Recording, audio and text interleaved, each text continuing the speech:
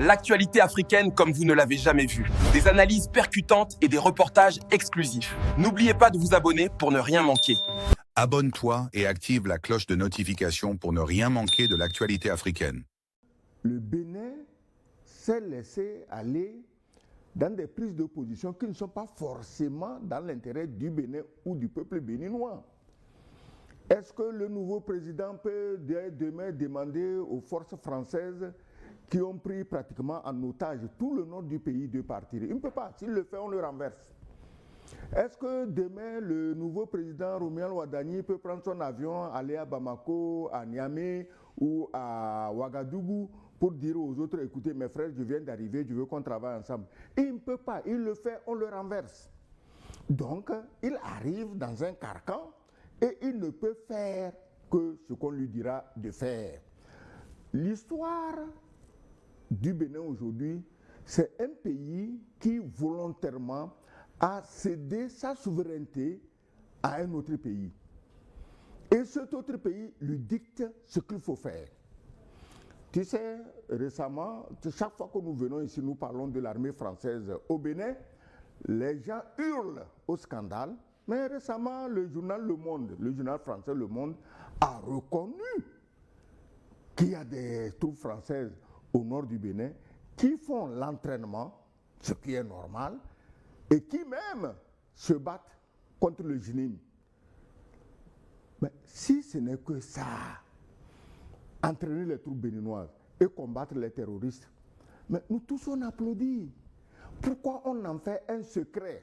Ça veut dire qu'au-delà de ce que nous voyons, combattre les troupes, entraîner les troupes béninoises et combattre le JNIM, au-delà de ça, il y a des intentions malveillantes contre les pays voisins. Le Bénin, écoutez, nous sommes tous des Africains, nous sommes assis ici. Le Bénin, c'est un pays voisin.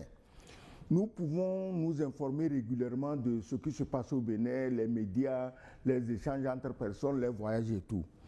Le Bénin, excusez-moi le terme, peut-être ça va choquer les gens.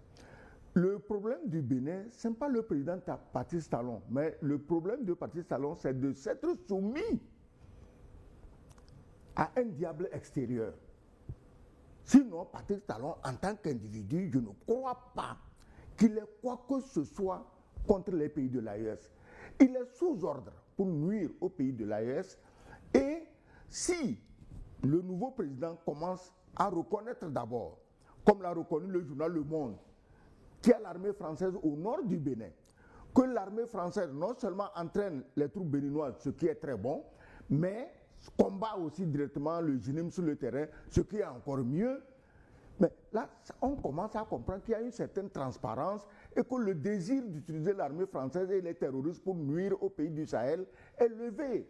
Mais tant qu'on continue à menacer les journalistes, dès qu'on dit qu'il y a un petit militaire français au nord du Bénin, tu deviens le diable.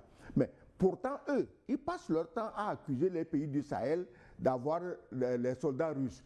Mais je n'ai jamais vu un pays du Sahel menacer un journaliste parce qu'il a dit qu'il y a des Russes au Mali, au Burkina ou au Niger. Ça veut dire quoi? Ça veut dire que les pays du Sahel, même s'ils faisaient venir des soldats russes, c'est pour leur propre sécurité et non avec l'intention d'agresser un pays voisin.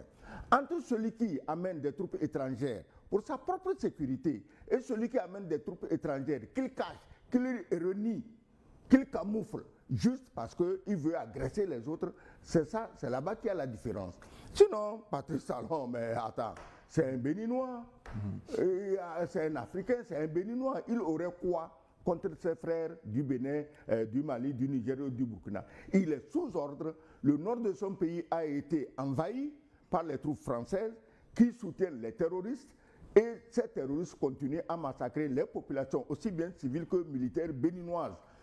On nous a dit que oui, depuis que les Français sont partis, le terrorisme augmente au Mali, Burkina, Niger.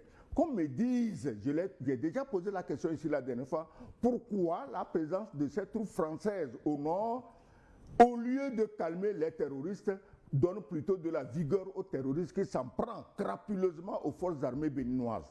Voilà les équations auxquelles le nouveau président aura à faire face. Et comment tu crois qu'il peut faire face à ça quand celui qui lui a donné gratuitement le pouvoir a son opinion. Tu as écouté les dernières conneries des choses, des confessions du pauvre Damiba. Tu as écouté ce qu'il dit. Tu as écouté les pays qui ont mobilisé les troupes pour aller assassiner Traoré. Mais quand tu as des choses comme ça, qu'on échange des ambassadeurs ou non, qu'on fasse ceci ou non, la vraie intention première reste. Parce qu'il faut que les pays africains continuent à être exploités, saignés à blanc, à être plus pauvres, et les autres vivent à l'aise, et ils donnent des leçons de démocratie et de droits de l'homme et de ceci et de cela. Oui, alors, nous savons, Didier, oui, qu'aujourd'hui, démocratie, droits de l'homme, même le droit international est devenu du banditisme international. On a remplacé le droit international par le banditisme international. D'accord. Si je suis plus fort que toi, je t'envahis. Oui. C'est comme ça que le nord du Bénin est envahi par plus fort que le Bénin. Et on ne peut pas dire ça. Il est tout à fait logique que le nouveau président qui vient au Bénin tisse sa nouvelle corde au bout de l'ancienne corde tissée par Patrice Talon. Personne ne reproche absolument rien à la corde de Patrice Talon. Sur le plan intérieur, même diplomatique à l'extérieur, vous avez donné le rang et la position du Bénin. Personne ne lui reproche rien. Mais il y a un aspect où Talon lui-même n'avait pas le contrôle. Et s'il n'a pas le contrôle, je ne sais pas par quel miracle celui qui viendra après lui peut avoir le contrôle. C'est ça que j'exprime. Je n'ai pas à douter des capacités de Romuald Wadani. Tu dis qu'il a fait un programme qui ressemble comme 2 gouttes d'eau à la politique de l'AES. Mais c'est la preuve de ce que nous disons ici tous les jours, que tous nos peuples sont AES. Et il est intelligent. Moi, j'aurais fait exactement la même chose. J'aurais dit que si je viens, ça sera comme Burkina, ça sera comme Mali, ça sera comme Niger. Sachant que derrière moi, il y a des troupes étrangères qui tiennent le fusil, le doigt sur la gâchette, et que je ne pourrais pas faire ça. Moi, je suis fier. Toi, tu as lu le programme, moi, je ne l'ai pas lu. Donc, je suis fier. Il y a 2 programmes, il n'y a pas qu'un seul programme. Oui, un des programmes. Donc, voilà.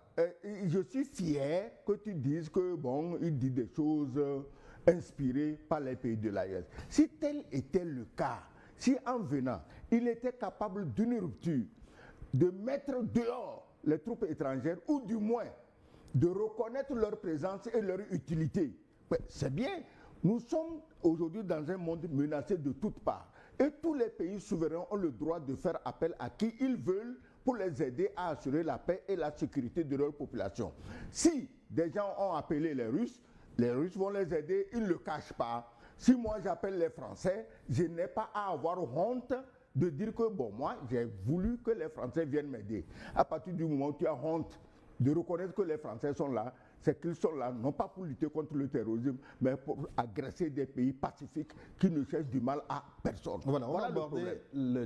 Merci de nous rejoindre sur Débat Afrique. Votre participation compte, alors n'hésitez pas à vous abonner et à commenter.